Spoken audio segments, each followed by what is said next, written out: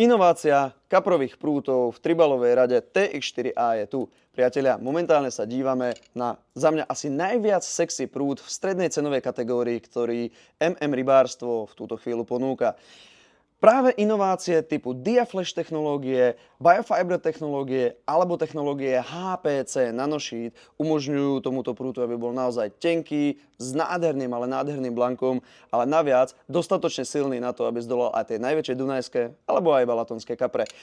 Na trhu je dostupný od 900 Stalker varianty v 3 librách, ktorá je úplne ideálna na krátke vychádzky alebo na los člna, cez 10 varianty 2 3 štvrte, 3 a 3 a štvrť libry, až po tú najdlhšiu 13 stopú intenzity variantu, ktorá sa perfektne hodí na ďaleké nahadzovanie.